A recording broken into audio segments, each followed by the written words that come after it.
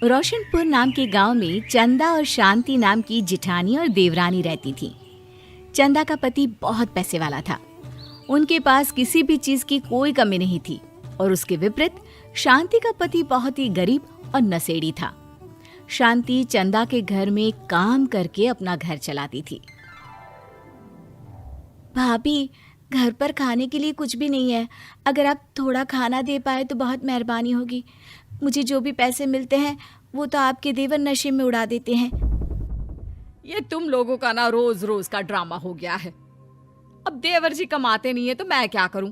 तुम्हारा पति तो तुम्हारी सारी कमाई दारू में उड़ा देता है। रहने दो भूखा उसे। अरे ऐसे मत बोलिए भाभी, आप तो जानती ही हैं कि वो मन के कितने साफ हैं, पर इस बेरोजगारी के कारण उन्हें दारू पीने की लत लग गई है। अरे अपना ये रोना गाना बाद में कर लेना, पहले काम निपटा ले घर का। मेरा और टाइम खराब ना कर। जा गेहूं पीस ले, फिर तुझे कपड़े भी धोने हैं। शांति रसोई घर में जाकर गेहूं पीसने लगती है। पीसते पीसते कुछ गेहूं वहां कपड़ों में गिर जाते हैं, जिसे देखकर उसके दिमाग में एक आइडिया आता है।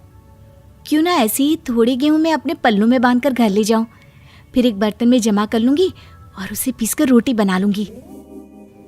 कुछ दिन तो ऐसे ही चलता रहा, मगर फिर एक दिन चंदा ने शांति को ऐसा करते हुए देख लिया।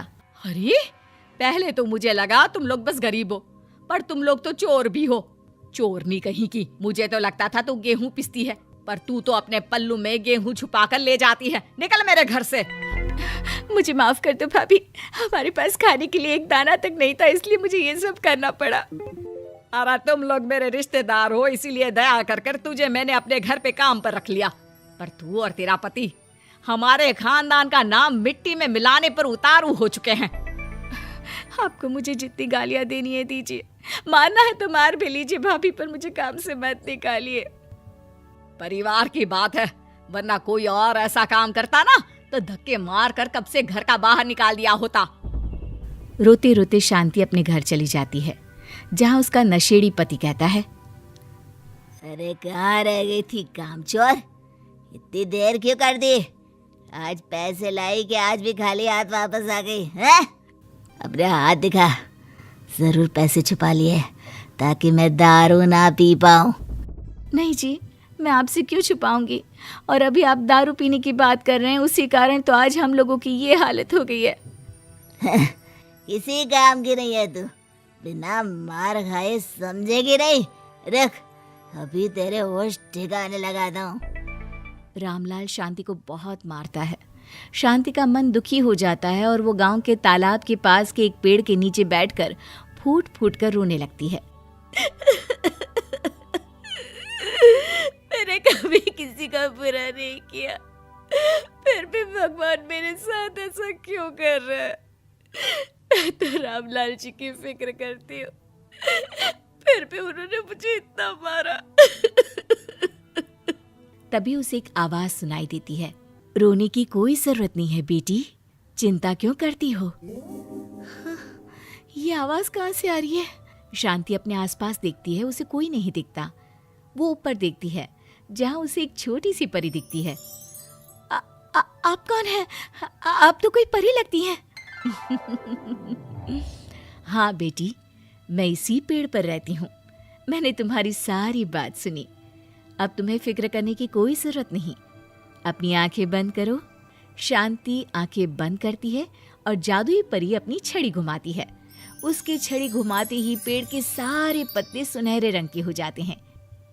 परी उनमें से एक पत्ता तोड़ लेती है और फिर से अपनी छड़ी घुमाती है, जिसके कारण सारे पत्ते पहले की तरह साधारण से दिखने लगते हैं।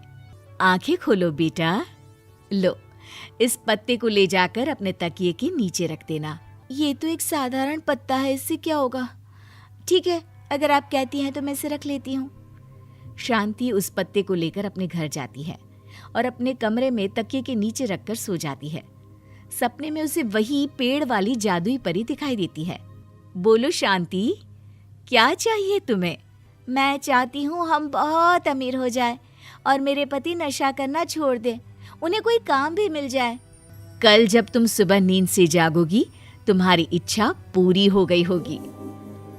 अगली सुबह शांति नींद से जागती है, अपने आसपास का नजारा देखकर चौंक जाती है। उसके बिस्तर पर चारों तरफ सोने चांदी रखे हुए थे। हे भगवान, कहीं मैं सपना तो नहीं देख रही? इतना सारा सोना, वो भी मुझ गरीब के पास। रामलाल जी को बताती हूँ, वो बहुत खुश होंगे। शांति जैसे ही कमरे के बाहर जाती है, वो देखती है कि रामलाल सूट बूट पहने काम के लिए बाहर जा रहा होता है। मुझे शहर में एक नौकरी मिल गई है शांति, मुझे आने में देर हो जाएगी, घर का ध्यान रखना। और इस तरह शांति बहुत अच्छा जीवन बिताने लगती है। उसके पास अब किसी भी चीज की कमी नहीं रह जाती। रातों रात शांति के पास आए इतने पैसों को देखकर उसकी जिठानी उससे पूछती है, अरे क्यों रे शांति, कहीं बड़ा हाथ मारा है क्या? अचानक तुम लोगों के पास इतना पैसा कैसे आ गया? नहीं नहीं भाभी, ये सब तो जादुई परी के दिए हुए पत्ते का कमाल है। शांति जादुई पत्ते के बारे में सारी बात चंदा को बताती है, जिसे सुनकर चंदा के मन में लालच आ जाता है और वो झूठ मूठ रोते हुए उसी पेड़ के नीचे जाती है जहाँ उसकी रोने की आवाज सुनकर जादुई परी कहती है, क्या हुआ बेटा, क्यों रो रही हो? मैं बहुत गरीब हूँ, मेरे पति मुझे बहुत मारते हैं, अब मैं जीना नहीं चाहती। चिंता मत करो बेटा, अपनी आंखें बंद करो। जादुई परी चंदा को भी उसी पेड़ का एक पत्ता देती है और तकिए के नीचे रखने को कहती है। चंदा उस पत्ते को लाकर अपने तकिए के नीचे रख लेती है और अगली सुबह जब उठती है तो उसके कमरे में चारों तरफ सांप बिच्छू रहते हैं। अरे बचाओ बचाओ, कोई मुझे बचाओ, ये कैसा पत्ता है जिसे लाने के बाद उस गरीब शांति के पास तो इतना सारा सोना आ गया, और मेरे चारों तरफ ये सांप बिच्छू, अरे कोई बचाओ। चंदा अपनी जान बचाती हुई शांति के पास जाती है। चलिए भाभी, मुझे लगता है आपके घर में सांप बिच्छू को बस जादुई परी ही हटा सकती है। दोनों मिलकर जादुई परी के पास जाते हैं।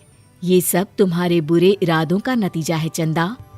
तुम झूठ मूठ बस पैसे के लालच के कारण यहाँ आकर रो रही थी, इसीलिए तुम्हें जादुई पत्ते ने उसकी सजा दी।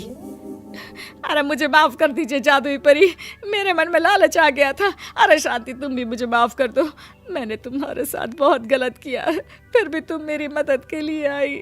चंदा को अपनी गलती का एहसास हो जाता है, इसलिए जादुई परी उसके घर से सारे सांप बिच्छू को गायब कर देती है। चंदा और शांति आपस में मिलजुल कर रहने लगती हैं।